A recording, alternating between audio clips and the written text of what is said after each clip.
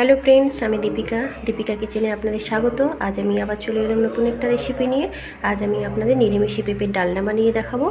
আশা করি আপনারা সবাই ভালো আছেন। চলুন দেখে নিই কীভাবে বানাচ্ছি আমি। পেঁপের ডালনা বানানোর জন্য আমি প্রথমে জলটা গরম করে পেঁপে আর আলুগুলো সেদ্ধ করে নেব।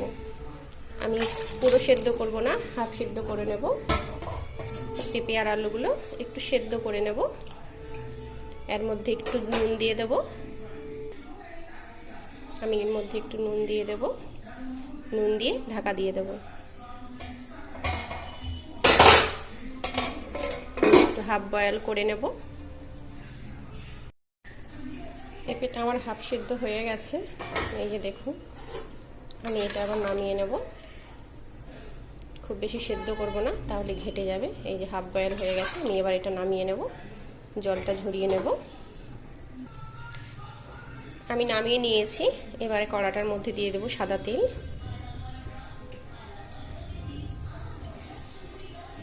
তবে হ্যাঁ, আমি যে পেঁপে আলুর যে সেদ্ধ জলটা, ওটা ফেলছি না, ওটা রেখে দিয়েছি। ওটা আবার তরকারিতেই অ্যাড করে দেব, কারণ পেঁপেতে অনেকটা ভিটামিন থাকে। জলটা ফেলে দিলে সেটা চলে যাবে, তাই আমি ওই জলটা এর মধ্যে আবার অ্যাড করে দেব।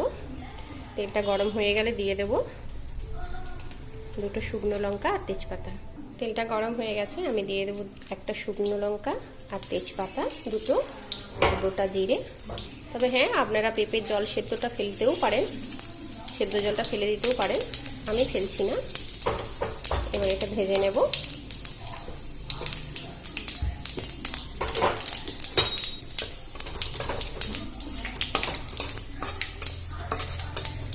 ভাজা হয়ে গেলে এর মধ্যে দিয়ে দেবো পেঁপে আর আলুটা যে আমি সেদ্ধ করে রেখেছিলাম, ওটা এর মধ্যে দিয়ে ভেজে নেব।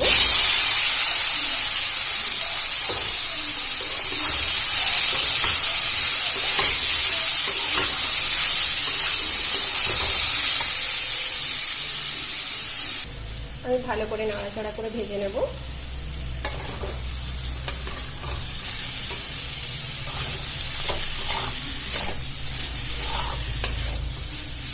এই সময় এর মধ্যে দিয়ে দেব জিরে গুঁড়ো। আমি এবারে এর মধ্যে দিয়ে দেব জিরে গুঁড়ো হাফ চামচ, দিয়ে দেব ধনে গুঁড়ো হাফ চামচ,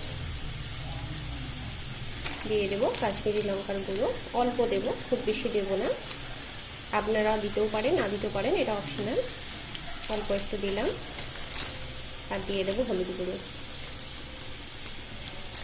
এটা খুব ভালো করে ভেজে নেব, নাড়াচাড়া করে।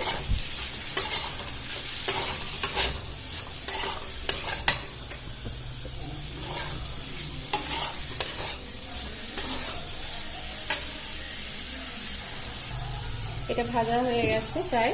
আমি এবার এর মধ্যে দিয়ে দেবো আদা আর কাঁচা লঙ্কা বাটা। আমি 1 চামচ মতো দিলাম। আপনাদের যদি বেশি পরিমাণ হয় সে মতো দেখে দেবেন। আবারও ভালো করে ভেজে নেব।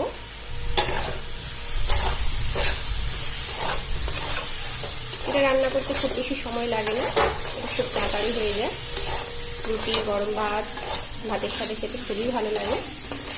আমি ভালো করে ভেজে নেব।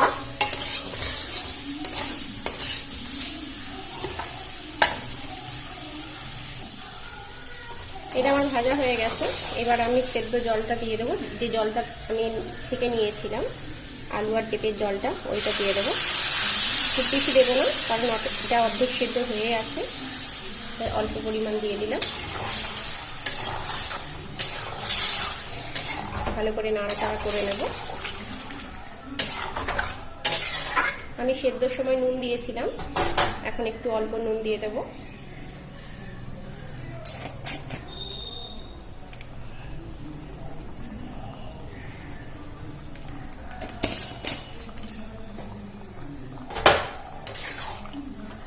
আমি এটা কিছুক্ষণ হতে দেব, ঢাকা দিয়ে দেব।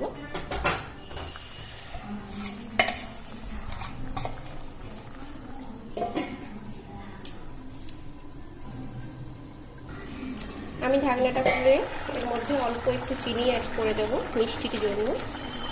এবার আপনাদের চিনিটা অপশনাল, চিনিটা দিতেও পারেন, না দিতেও পারেন। আমি অল্প একটু দিয়ে দিলাম।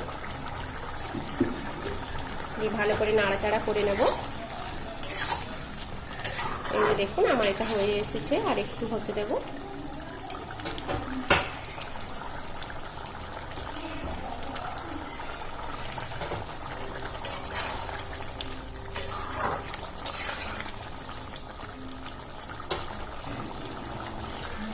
এটা প্রায় হয়ে এসেছে। এবারে আমি এর মধ্যে গুঁড়ো মশলাটা অ্যাড করে দেবো। আমি ধনে গুঁড়ো, জিরে গুঁড়ো, গোটা ধনে, গোটা জিরে আর যে গরম মশলা বলতে এলাচ, লবঙ্গ, দারচিনি আর একটা শুকনো লঙ্কা আমি একসঙ্গে পেস্ট করে নিয়েছি, ভালো করে ভেজে গুঁড়ো করে নিয়েছি।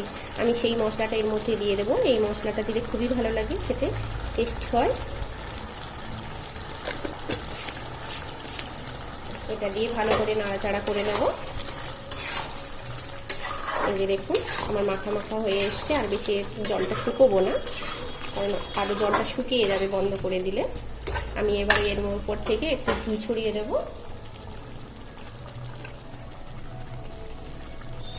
এই যে উপর থেকে একটু ঘি দিয়ে দিলাম। এবার ভালো করে নাড়াচাড়া করে আমি বন্ধ করে দেবো। আমাদের হয়ে গেল নিরামিষে পেঁপের ডালনা। আপনারা বাড়িতে অবশ্যই একবার ট্রাই করবেন। আমার রেসিপিটা যদি ভালো লাগে প্লিজ একটা লাইক, শেয়ার, সাবস্ক্রাইব করে দেবেন।